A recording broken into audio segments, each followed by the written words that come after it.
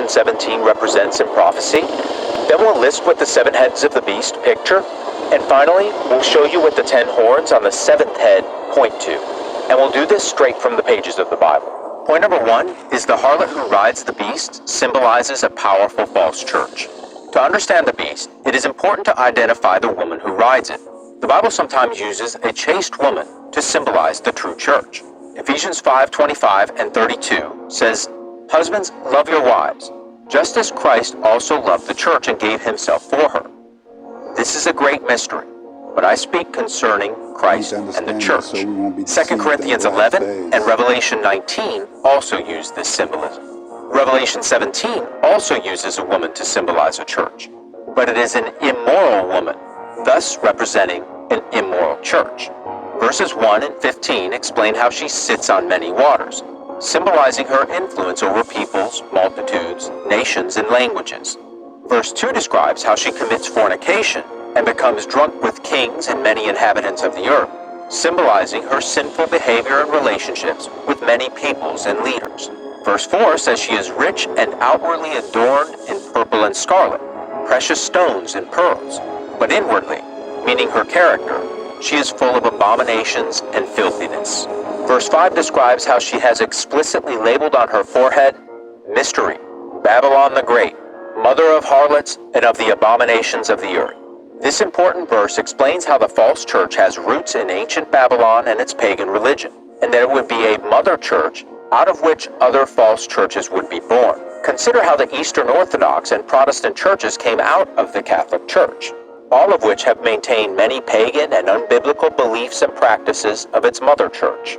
Verse 6 explains how she is a violent and persecuting church, demonstrated by her persecution and murder of true Christians over the centuries. Verse 18 explains how the false church is described as a great city that reigns over the kings of the earth. These descriptions, along with other scriptures, show that the harlot symbolizes a great false church located in a great city. Specifically, the harlot represents the church at Rome. It is also symbolized by the beast in Revelation 13:11 through 17. Rome, the eternal city which sits on 7 hills, is the site of the Vatican and referred to in the Bible as modern-day Babylon. Now that we've identified the harlot that rides the beast, let's turn to the key aspects of the beast itself. By the way, if you'd like us to make a video about the harlot of Revelation, let us know in the comments.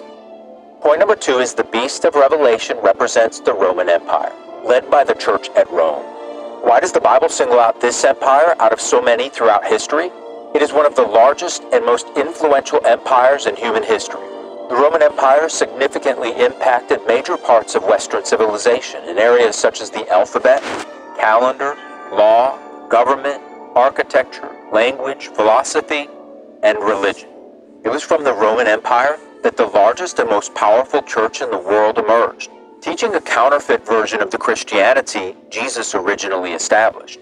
This church in Rome has now grown to over 1 billion members, and out of it have come a host of denominations, making up another billion or so sincere adherents to some version of this counterfeit Christianity established at Rome, none of which followed the Christianity of the Bible. This church greatly influenced the Roman Empire, perfectly fitting John's vision of a harlot riding the beast. The Roman Empire split into the well-defined East and West, represented by the image with 2 legs of iron in Nebuchadnezzar's famous dream in Daniel 2. You can see our video that explains Nebuchadnezzar's dream here. The Roman Empire fascinatingly fits into other biblical prophecies such as the beast with iron teeth in Daniel 7, the beast from the sea in Revelation 13, and the king of the north in Daniel 11. Clearly, based on the beast in Revelation 17 and these other prominent prophecies, the Roman Empire is the preeminent empire in history on which the Bible focuses. Point number 3 is the 7 heads of the beast of Revelation 17 represent 7 revivals of the original Roman Empire. The original Roman Empire existed from about 31 BC to 476 AD.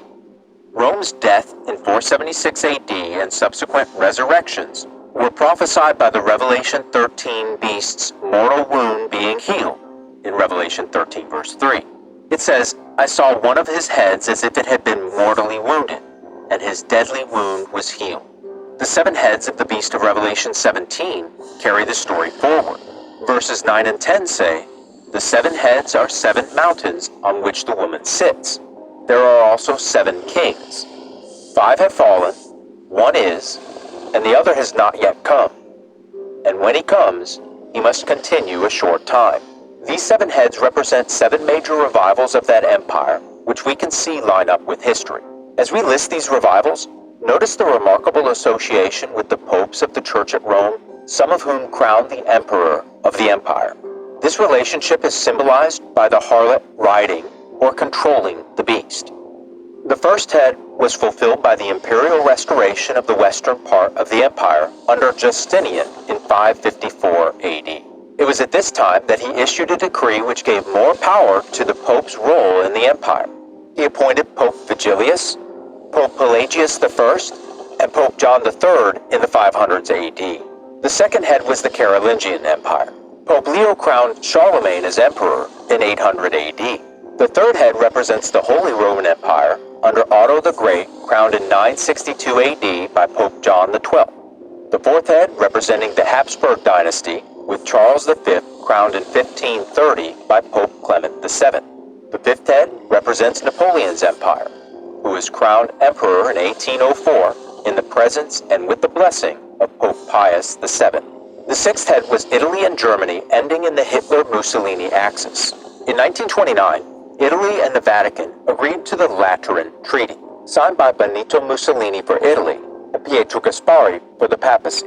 This treaty made Mussolini's government the first Italian government in modern history to be officially recognized by the Pope. 4 years later, in 1933, the Vatican signed a treaty with Nazi Germany that guaranteed the Catholic Church's right to operate in Germany. The seventh head is where the prophecy becomes extremely relevant and sobering for us today, because the previous 6 heads have come and gone, but the 7th head hasn't come yet. The beast's 7th head prophesies the final revival of the Roman Empire in the final years before Christ's second coming. Now this head has 10 horns. Now point number 4 is the beast's 10 horns represent 10 end-time leaders or nations that form the core of the Roman Empire's final revival. Revelation 17, 12 through 14 says, "The 10 horns which you saw are 10 kings who have received no kingdom as yet, but they receive authority for 1 hour as kings with the beast. These are of one mind, and they give their power and authority to the beast. These will make war with the Lamb, and the Lamb will overcome them, for he is Lord of lords and King of kings." These 10 horns correspond to the 10 toes in the statue of Nebuchadnezzar's dream in Daniel 2, verses 33 and 42. These horns represent 10 nations or leaders who contribute their authority to the overall empire and its primary leader. These 10 rulers will turn against the harlot, the Church at Rome, at the very end. The 10 horns which you saw on the beast, these will hate the harlot and burn her with fire. Verses 20 and 21 explain that Jesus Christ will quickly destroy mankind's rebellious army. With a quick and mighty blow from the King of Kings, the beast will be dead. The Roman Empire, its relationship with the Church at Rome, and all that they represent of Satan's kingdom, called Babylon the Great in Revelation 18, will be no more. Satan's kingdom will be replaced by the kingdom of God. The beast of Revelation 17 is one of the most relevant prophecies in the Bible. In light of this prophecy, Christians should be watching for a political superpower with ties to the Catholic Church to arise in Europe. If you'd like to study this topic in more detail,